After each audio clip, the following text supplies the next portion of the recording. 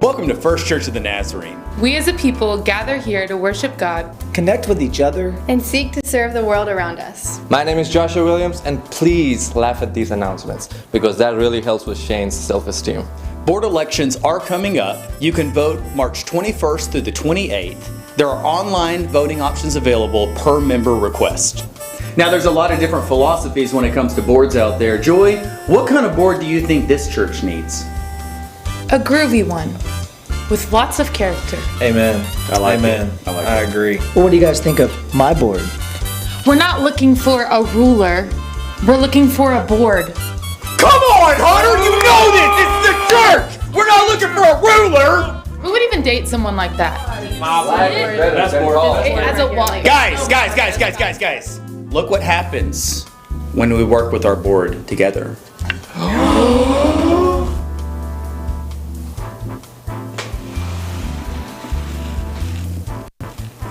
Red eggs. Ooh, blue eggs. Green eggs. The golden egg. All at the Extravaganza. Saturday, April 3rd from 11 to 2 out at East Park. Easter egg hunt, prizes, and a photo op with the Easter Bunny. Come out and join us. Saturday, April 3rd. Holy Week coming up. Now it's gonna be Monday, Thursday. Shane, it's Maundy Thursday. Exactly. So it's gonna be on Monday, Thursday. Maundy Thursday service, April 1st, 6 p.m., Bethel campus. Our Good Friday service is 6 p.m. at NFCN. And don't forget our Easter service, Sunday, April 4th at 10:15. There will be no Sunday school. We hope to see you there. We want to remind you to connect with us through Instagram, Facebook, Twitter, the Bulletin, our website, and especially the Bulletin. Once again, we want to welcome you to our worship service. We hope you've come expecting to encounter God and His people. Hi everyone. My name is Penina and I really miss the Branch family. I really miss you guys. I hope you guys are doing good and are staying safe during this COVID season. Sorry. As for me and my family, we are all doing good. My son is doing perfectly good. He's healthy, so am I. My sister also, she's doing good. And I was about to get her on the video, but she said, I'm still going to church on Sunday, so it's only for you that is not going to church on Sunday. So the updates on me and my family for now is that the reason I'm not coming to church on Sundays is because I have a job which I'm working during the weekend. So it's starting Friday, Saturday, and Sunday, and I'm working from home. And the reason I took this job and I want to keep it because it's going to look good on my resume. I'm trying to build my resume up for more opportunity in the future. So I hope I'll be able to see you guys soon, because if I finish this job, maybe they might hire me to work Monday to Thursday, then I'll be able to come to church on Sunday. I miss you guys a lot. I'm praying for each and every one of you. Hope you guys are praying for me also. And I hope I'll be able to see you guys on Thursday, because I'm planning on resigning from the church, from working there. So I'll be able to come there on Thursday, though I don't know when yet, but I already put in my 2 weeks notice, and I have a whole lot of things I'm doing right now, so it's keeping me busy. I'm trying to open up a business where I can do during the weekday when I'm not working online, and then do the work from home from Friday, Saturday, and Sunday. My prayer is that you all are ready and prepare for Jesus coming, because as the Bible says, we don't know the hours, not the time, not the day. So all I will urge you all to do, and it's a reminder to me also, to always be prepared, because we don't know. And my happiness is that if I make it, I want to see each and everyone in the branch family there. So we'll be, I know this person, this and that. I will be so happy if we both meet there, because I know we all want to be there one day. We all want to make it to heaven. So my prayer is I'll continue to pray for God to continue to remind each and every one of us who we are, and know that this world is not our home. We have a place where Jesus said he went to prepare for us. So I will ask for you guys to keep me in prayer for strength and more wisdom and more reasoning, because the thing I have put myself into, a demand for more wisdom for me to do the thing that I want to do the correct way. So my prayer is I want wisdom, more wisdom to grow, and not to forget myself of who I am. And all I want to update you is just this, that I miss you guys a lot. I pray that I'll see you guys soon. So keep on praying for me, and I'll keep praying for you guys.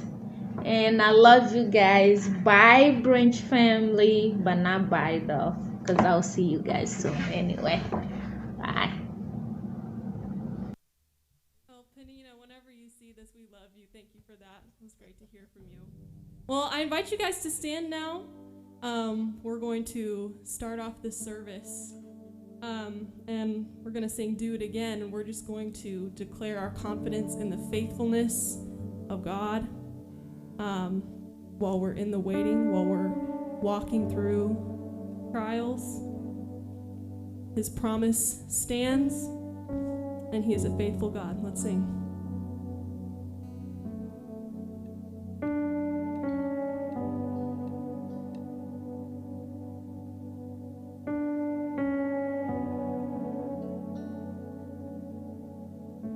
Walking around these walls, I thought by now they'd fall, but you have never failed me yet.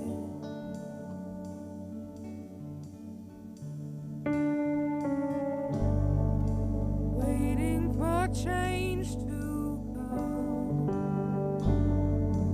knowing the battle's won, for you have never failed me yet.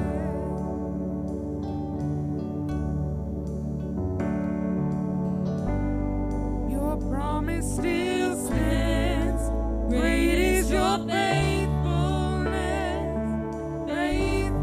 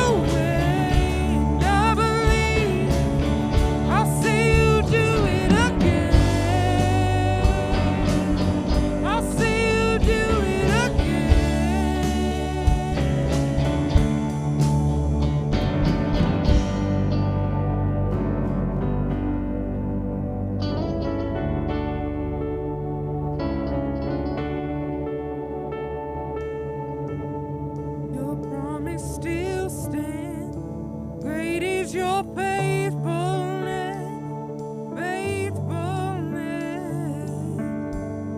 I'm still in your hands. This is my confidence. You never fail. Promise still stands. Great is your faithfulness, faithfulness. I'm still in your hands. This is my confidence. You never fail me yet.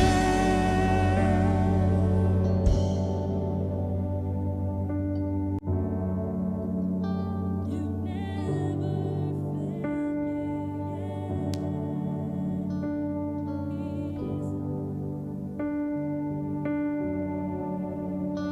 Amen.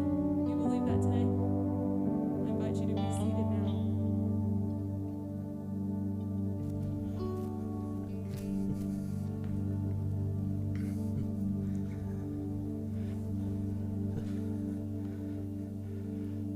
We are interrupting your regularly scheduled time of worship through music to bring you the sermon. And I want to just frame this a little bit by acknowledging the intrusion that this is into the normal way that we have come to expect the service to run. You know, I don't know how much it matters to you guys sitting out there in the congregation, but for me and for Mia, when we're putting a service together, you know, it's really helpful to have a general order that people are familiar with, right? We do 3 or 4 songs, we have a prayer, we have scripture reading in there, we do a prayer right before the sermon, then we do the sermon, and then we have communion after, and that's like our liturgy, like that's how we participate inside of the service. But today we're doing something different. Today we are allowing the sermon to intrude upon our normally scheduled music time. Because today's different. I hesitate calling it special because special has like this, like a positive connotation to it, and I don't know that what today is going to be special in the sense that it's like, you know, yay, big celebration, but today's different. And there's one big reason why today's different. And I don't know how many of you have kept your calendar from last year, 2020. But this past Friday was the official 1-year mark since we've been ordered into lockdown and into quarantine in the United States of America. It's been 367 days that we've been forced to stay in our homes, that we have to carry around a piece of cloth with us everywhere we go to cover our faces, where being 6 feet apart from somebody no longer means that they smell bad, but it's just the normal that we have come to know. And friends, I don't want us to take this lightly this morning, and I don't want us to take it lightly moving forward, because it's events like these that are the very defining events for the people of faith. I mean, like, think about the Jewish celebration of Hanukkah, right? Like, we don't have to get super deep into Hanukkah, but the celebration of Hanukkah is there wasn't enough oil to last. The candles were going to burn out in the celebration at the temple. But instead of the candles burning out, God preserved the oil for 8 days. And so now every year the Jewish people celebrate God's faithfulness during the festival of Hanukkah, where they celebrate 8 days every single year, that this is what happened, that this is how God proved faithful, that this is where God was when we thought that things weren't going to work out. And so I think when we stop as a community, when we look back on not just 2020, but when we look back on March of 2020, and especially for us here in Nashville, March of 2020 was particularly rough because we started off March with a huge tornado that destroyed people's homes, that destroyed our city, that threw us into chaos. And just when we thought we might have some footing where we're going to be able to start working on these things, lockdowns hit, and quarantine hit, and the virus hit. And we've been inside of this for an entire year now. And I hope and I pray, and as I've been talking with people about our service today for this last week, as I've been talking with people about it, one thing that keeps coming back to my mind is that this is going to be a defining moment for the Branch community. And this is going to be a defining moment because this COVID year is really going to be a determining factor, a huge determining factor on whether the Branch thrives or whether the Branch dies.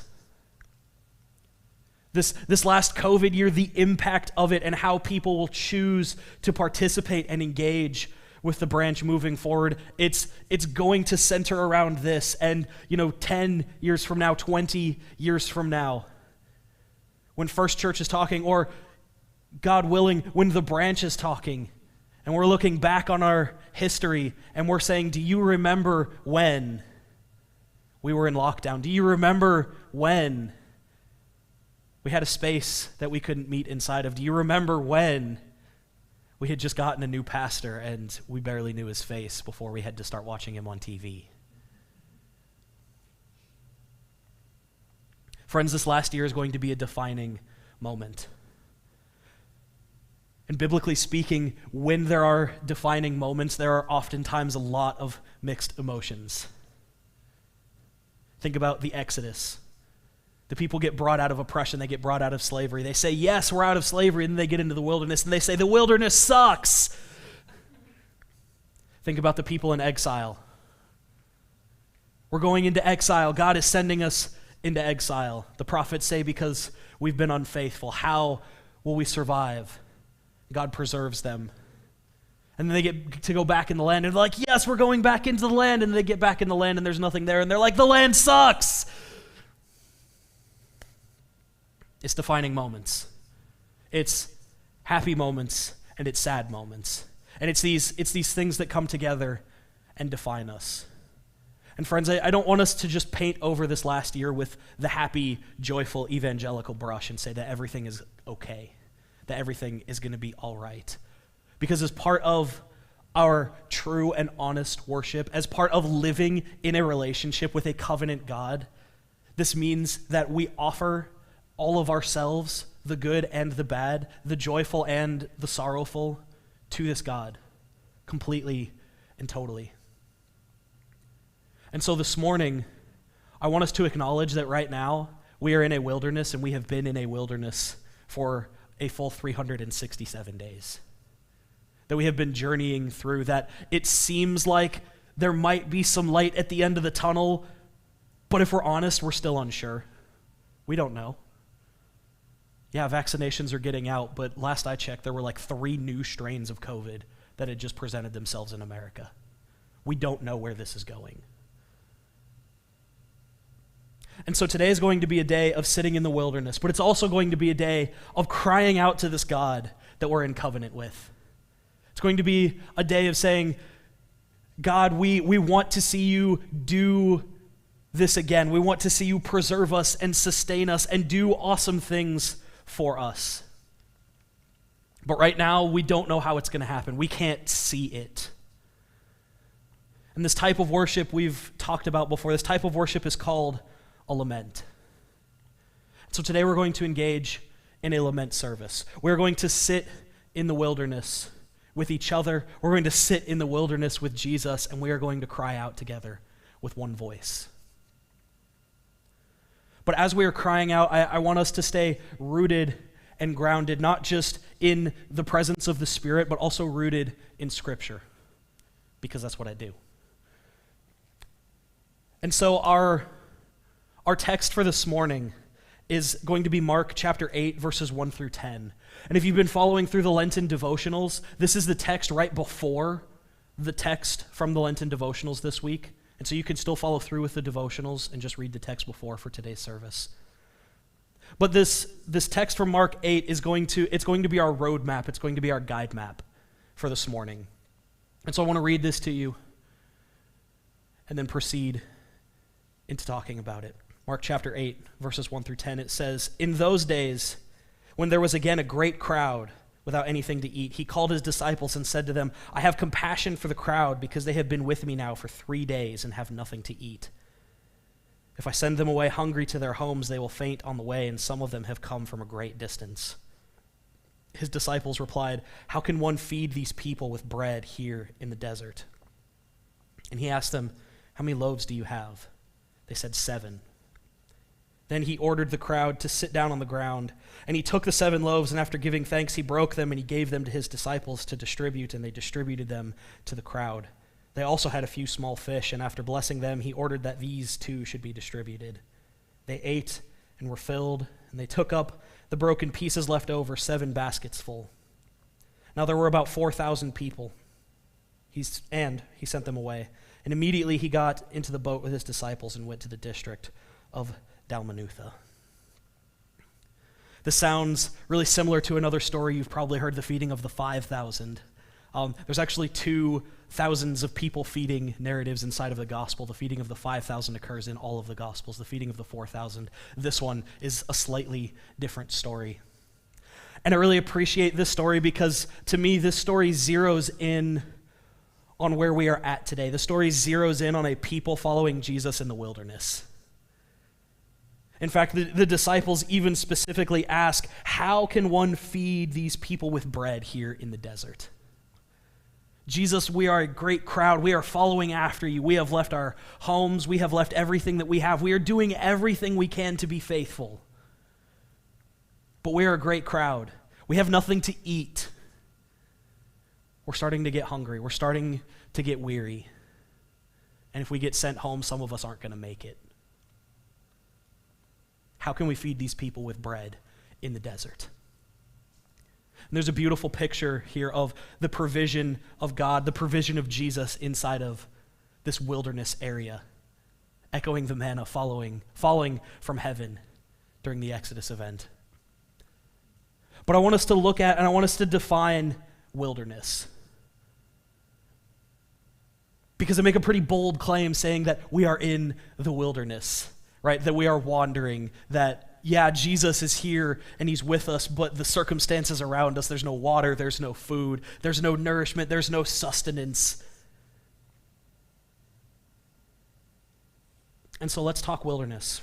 Wilderness in the Bible is generally conflated with testing.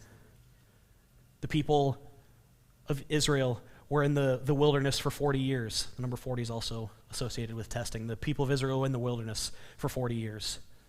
The land of Israel and the people came back from exile was a wilderness. It was a test. It was not something to be like, can you do it? Can you not do it? But like, this is a hard thing they have to go through. Jesus went into the wilderness for 40 days to be tested by the devil. The wilderness is also a place of hanging on to what has happened in the past and of being unsure of the future. Again, the people of Israel wandering through the wilderness for 40 years hung on to the idea that God brought us out of the land of Egypt. The people coming back from exile in their wilderness land was like, God gave us this land from all of these other people. And so we know that we are going to be able to re-inhabit, to restore and renew this land to be something great. Jesus in the wilderness hung on to the words of Deuteronomy. Man shall not live by bread alone. Don't put the Lord your God to the test. The wilderness is a place of hanging on to what happened in the past, unsure of what happened in the future. It's about trust, but it's also about doubt. The wilderness is a place of surviving, getting what you need, but only having enough for the next day, and for the next day, and for the next day. And wilderness is also a place of individual lament, of individual crying out. It's also a place of corporate lament and corporate crying out. Because very rarely do we find ourselves in the wilderness alone. And friends, I have to be completely upfront and honest with you this morning. This talk of wilderness has been my experience of this last year. And if if it's all right with you, I'm going to lament here for a moment. Because as the spiritual leader, as the shepherd of this congregation, I want to not only lead through, teaching and through prayer and through pastoral care, but I also want to lead through example. And I have to tell you that this past year, out of the 5, almost 6 years that I have been in ministry, this last year has been the hardest year of ministry I have ever been in. It has been uncommonly hard, and it's not because I'm doing a master's degree, and it's not because at one point I was working 3, almost 4 jobs. But the hardest part about this last year has been trying to redefine ministry in a brand new context. I don't know how many of you can remember all the way back to February, or even to January of last year, but January of last year, in fact, the third week of January of this past year, Mia and I came to the branch for the very first time. The stage was on that side of the room, and the sound booth was over here, and I had a little table stood up next to me, and I had a pedestal that was right here, and I was reading my notes, and I was shaking. Because this was my first attempt at trying to be a senior pastor. This was my first attempt at trying to lead a congregation, and I was excited, and I was nervous, and I'm like, this is going to be so crazy. And in the weeks that followed, when we decided that, we wanted to take on this journey together, we wanted to be the branch together, congregation and pastor, me becoming a part of you. As we decided we wanted to go on this journey together, we had some really fun moments. I specifically remember it was probably the second week in February. I was up and I was preaching, and everybody had come into the room and sat on the left-hand side of the room, and there was one person that was sitting on the right-hand side of the room, and I'm like, this is super awkward. I feel like I'm preaching to half of the room. And it was those fun little moments. I'm like, I just didn't expect this, or, I wasn't quite ready for this, but we were just getting to know each other. We were feeling each other out. And then that first week in March, the tornado hit, and I was like, whoa, this is something pretty big to deal with. I've been a senior pastor now for a whopping 4 weeks, and now we get to deal with a crisis, like an entire citywide crisis. We get to deal with a tornado. And then just 10 days after, we all went into lockdown. We all went into quarantine.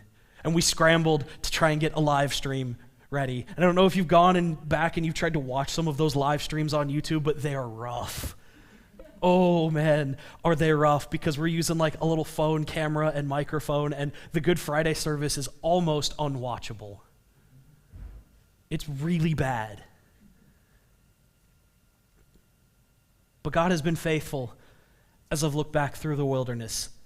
Yet, I still have to lament this last year. Because as a senior pastor of the branch congregation, I oftentimes wonder, do I know my people enough? Have I made enough contact? Have I given enough hours to actually getting to know people, getting to know their stories, and saying, how does your story fit inside of God's story? I wonder a lot of times, have we just completely shattered community? Is it just completely gone, and we're just grasping at straws trying to keep people from flying off like little dandelion seeds in the wind? I worry a lot of times that I'm spending too much time studying, that I'm spending not enough time engaging and going to people's houses. And friends, I worry so much, and I pray so much that the branch community will not break like a twig in the wind under my leadership. Because I love all of you guys, and I want to see you thrive, and I want you to experience life to the fullest. And I carry that burden with me every day.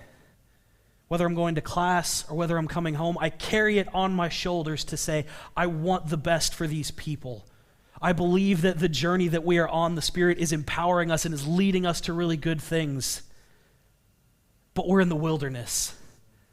And I've seen God do amazing things before, but I look forward and I say, I don't see how it's going to happen. I don't know how we're possibly going to recover from this. Because it's hard. But even beyond just being hard, it seems like an impossible situation. How do you create community when you can't meet?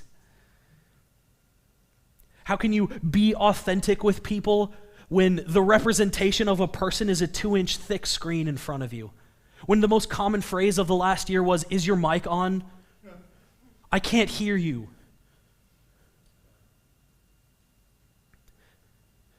And I know that it isn't just me that is mourning and is lamenting the loss of our community this last year. But in talking with people and even in just thinking about trying to come back and being in the same room together, there's a sense of community won't be fully restored until we can be with people and actually throw our arms around them and say, "We love you." There's something intimately unique about physical touch with someone that just says, "I can feel that you are here, that you are alive, and that you are breathing," and taking that away diminishes community in some way. And friends, that's been taken from us this last year. I've given 2 or 3 hugs over the past year that have not been to my wife. I hug her frequently. But we've lost getting to engage with people. We've lost seeing people's faces. I've had a Greek class with this professor that I'm with now for almost a full year. I've seen his full face twice and only on a computer screen. And when I see him now, my mind immediately goes to, "Oh, I know what the top half of your face looks like and the bottom half is blank because it's a mask." We've lost getting to see people smile.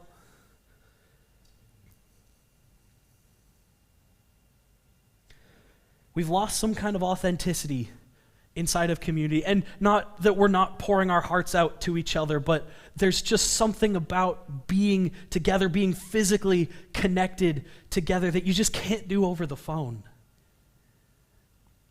And so I lament the loss of our community this last year.